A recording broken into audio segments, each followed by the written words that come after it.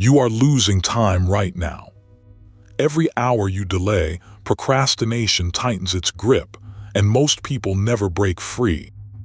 If you're watching this, it's because procrastination is a real problem in your life.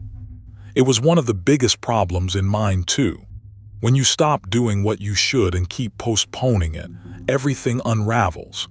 Your productivity drops, anxiety creeps in, you start avoiding responsibilities, and worst of all, you carry that constant guilt of knowing you're not doing what you should. The Stoics took procrastination seriously. Philosophers like Seneca and Marcus Aurelius carried enormous responsibilities. They simply could not afford to waste time. And yet it's not easy. We are wired to choose instant pleasure over effort. Our brains crave the easy path, the comfortable delay. Overcoming procrastination and building discipline go hand in hand. They are two sides of the same coin. I have a dedicated video on discipline, and I recommend you watch it after this one. You'll find the link in the description. But here's the truth. You are watching this because you want to change. You want to be productive. You want to take back control of your mind and your actions and overcome procrastination once and for all. And when you do, you will feel it. A deep sense of peace with yourself, the peace that only comes when you act as you know you should. Consider this. Marcus Aurelius, Roman emperor and Stoic philosopher, had the exact same 24 hours in a day that you and I have. The same hours, no more. How did he find time to govern the most powerful empire in the ancient world, write philosophy, create laws, attend trials, lead armies, guide his people through a devastating plague, and do all of it with justice, without falling into the vices that consumed other emperors? The answer is this. Marcus Aurelius lived by a strict routine. He built habits that left no room for laziness and no opening for procrastination. A routine, it turns out, is the single greatest weapon against delay. He made his responsibilities as essential to his day as eating, washing, and sleeping. They were not optional. They were non-negotiable parts of his existence. All the Stoics understood this deeply. As Aristotle observed, we are what we repeatedly do. Excellence, then, is not an act, it is a habit. Marcus Aurelius began his day at dawn. In his own words, when you wake up, understand that you are getting up to do the work of a human being. There was no time to linger in bed. He started each morning by writing in his personal journal, a few minutes to set down his thoughts, organize his mind, and remind himself what truly mattered that day. Then he prepared himself for the people he would face. He reminded himself, the people you meet today will be disrespectful, ungrateful, and will try to anger you. He chose in advance not to let them disturb his judgment or his peace. After that mental preparation, he turned to his most important tasks first, while he was rested, sharp, and ready. As he wrote in his meditations, concentrate on the task in front of you, like a Roman, act as if it were the most important thing. Look at that routine. There is simply no gap in it for procrastination. None. It is structured, purposeful, and relentless. So how can you build a life like that? How do you prepare your mind and then take the right actions to finally defeat procrastination? I'm going to give you 7 proven tricks that have personally worked for me. I'll divide them into 2 parts. First, how to prepare your mind not to procrastinate. And second, the concrete actions you can take to break through and get things done. Before we dive in, if this kind of wisdom is helping you, go ahead and subscribe so you never miss another video. There is a lot more where this came from. Part 1. Preparing the mind. Trick number 1. Change your approach. Procrastination is in many ways a first-world problem. We procrastinate because we can afford to. Ask someone who doesn't have enough food if they procrastinate. They cannot. They act because they must. Most of us live comfortably enough that we lack that raw urgency. So the first mental shift is this: manufacture your own sense of urgency. Notice what happens the day before a deadline. The laziness vanishes. You work with total focus because now the stakes feel real. What if you created that pressure yourself before the last minute arrives? Set your own deadlines for every responsibility. Make them real by telling someone you trust, a friend, a family member, that if you miss your self-imposed deadline, you will pay them money. That small financial consequence transforms an abstract task into something with real stakes. Suddenly, you act. Urgency is not a feeling you wait for, it is a tool you create. Trick number 2, avoid low-level distractions. When we procrastinate, we don't just sit still, we replace our real work with something trivial. Social media, videos, anything that requires no effort. Here is the painful truth.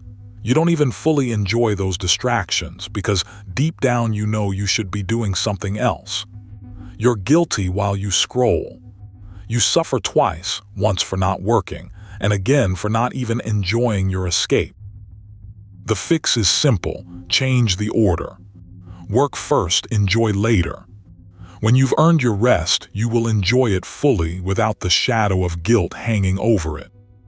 Trick number 3, reorganize your responsibilities. Some tasks are so large or difficult that just looking at them triggers stress, and stress triggers avoidance. When a task overwhelms you, procrastination follows almost automatically. Could you work for 5 hours straight without a single distraction? Probably not. But could you work for 1 hour? Yes. And for 5 minutes? Absolutely, everyone can do 5 minutes. Apply that logic to every big task. Break it into smaller, shorter, more manageable pieces. Attack each piece as its own mission. A mountain becomes a series of steps and steps you can climb. Part 2, action. Trick number 4, take the first step. Every procrastinator knows this truth in their bones. The hardest part is always starting. Once you begin, you have already won the hardest battle. Don't think about how long the task will take. Don't think about finishing. Don't think about how hard it will be. None of that matters right now. Just start. Force yourself to begin. The first step is the hardest, but it is also the most important because it generates momentum. And here is a bonus. Once you've started, you won't want to stop. You know too well how hard it is to start over once you've broken the rhythm. Trick number 5, the 5-second rule. This is one of the most practical tricks I use every single day, and it connects directly to taking that first step. The rule is simple. When you need to begin a task, count down from 5 to 0. 5, 4, 3, 2, 1, and the moment you hit 0, you start. No thinking, no negotiating with yourself, no delay. The goal is to empty your mind of resistance. Don't analyze the task. Don't calculate the effort. Don't weigh your mood. 5, 4, 3, 2, 1, go. Personally, this rule has been transformative for me. Every time I face something I don't want to do, I count down from 5 and act without thinking. That brief countdown bypasses your brain's instinct to delay. Trick number 6, the Pomodoro technique. This is a method for breaking your work time into focused, manageable chunks, so that starting each session feels achievable rather than daunting. Think about it, if you sit down knowing you have 5 hours of work ahead of you, your brain resists. 5 hours feels impossible. But 25 minutes, that is nothing. Everyone can do 25 minutes. Here is how it works. Set a timer for 25 minutes and work with complete focus. When the timer goes off, take a 5-minute break. That is 1 Pomodoro. After completing 4 Pomodoros, reward yourself with a longer break of 20 minutes. Then repeat the cycle. 4 rounds of 25 minutes equals an hour and 40 minutes of pure, focused work. Try sustaining an hour and 40 minutes of solid concentration without this structure. You'll drift, you'll check your phone, you might not even start. But in 25-minute blocks, you are laser-focused for each sprint, every single one at 100% productivity. The Pomodoro technique doesn't just help you work more. It helps you beat procrastination at the starting line by making the entry point feel small and entirely within your power. Trick number 7, eliminate distractions. Your brain always chooses the easiest available path. If your phone is within reach, your brain will find a reason to pick it up. If a game console sits in your workspace, it will call to you. So design your environment to make procrastination difficult. Remove every distraction from your workspace, phone, console, anything that pulls your attention away. Make the task in front of you the only option available.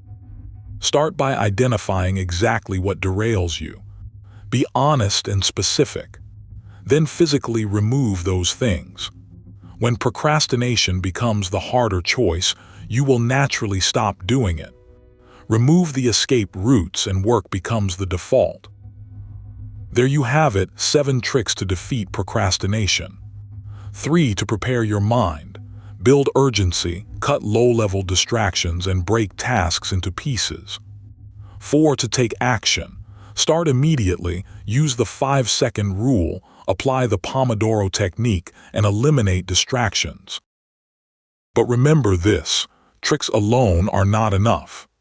Without discipline, without the genuine will to change, none of these tools will carry you far. Discipline is the foundation that makes every one of these strategies work. Which of these tricks resonates most with you?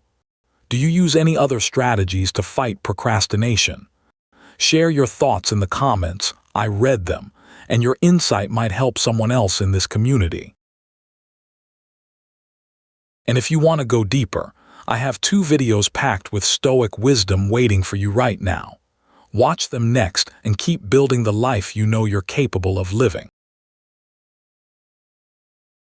If this video added value to your day, please like it, subscribe to the channel, and hit the notification bell so you never miss the wisdom that could change your life. Until next time.